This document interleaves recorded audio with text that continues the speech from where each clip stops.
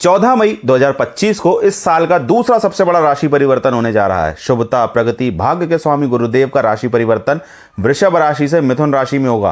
पूरे 1.5 वर्ष के लिए गुरुदेव का संचरण मिथुन राशि में रहेगा। वृषभ राशि के जातकों पर क्या होने वाले हैं इसके परिणाम, चलिए जानते हैं। सबसे पहले बात कर लेते हैं पॉजिटिव्स की। सबसे पहला पॉजिटिव पॉइंट तो यह है कि शनि के बाद गुरुदेव का भी राशि परिवर्तन वृषभ राशि के फेवर में हो रहा है। यहां पर गुरुदेव निश्चित रूप से शुभ परिणाम आपको देने जा रहे हैं। वृषभ राशि में गुरुदेव का गोचर द्वितीय भाव में रहने वाला है। गुरुदेव का यह गोचर वृषभ राशि के जातकों के लिए इन दो क्षेत्रों में सर्वश्रेष्ठ रहने वाला है। पहला तो धन और दूसरा कार्य क्षेत्र। सबसे पहले बात करते हैं कैसे रहने वाली है धन की स्थिति। गुरुदेव वृषभ राशि में 11वें भाव यानी धन आगमन के भाव के स्वामी होते हैं और द्वितीय भाव यानी धन भाव पर उनका संचरण रहने वाला है। यहां से आप धन आगमन, धन अर्जन के नए स्तोत्र बनाएंगे।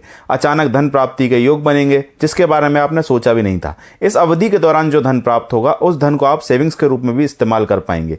यह समय कर्म क्षेत्र के लिए विशेष तौर पर खास है क्योंकि गुरुदेव की दृष्टि आपके कर्म क्षेत्र पर पड़ रही है। तो जो लोग नौकरी करते हैं या बिजनेस करते हैं, सबसे पहली बात उन सभी के लिए यह है कि वह अपने कॉम्पिटिटर्स को पछाड़कर आगे बढ़ेंगे, कर्म क्षेत्र में नाम बनाएंगे। यदि नौकरी करते हैं तो नौकरी में प्रमोशन, अच्छे डिपार्टमेंट का मिलना। यदि आप बिजनेस करते हैं तो इनकम का बढ़ना, नए ब्रांड्स का आपके साथ जुड़ना।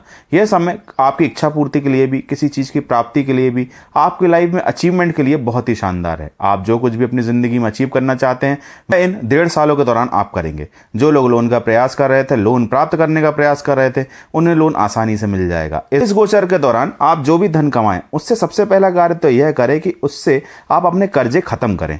पारिवारिक रिश्ते भी आपके मजबूत होते दिखाई दे रहे हैं। परिवार में वृद्धि संभव है। अब बात कर लेते हैं नेगेटिव्स की। तो गुरुदेव की दृष्टि 6ठे भाव पर पड़ रही है, साथ ही अष्टम भाव पर, जो कि कहीं ना कहीं पेट, आंत, प्राइवेट पार्ट से संबंधित रोग या शुगर से रिलेटेड बीमारी, मोटापे से रिलेटेड बीमारी दे सकता है।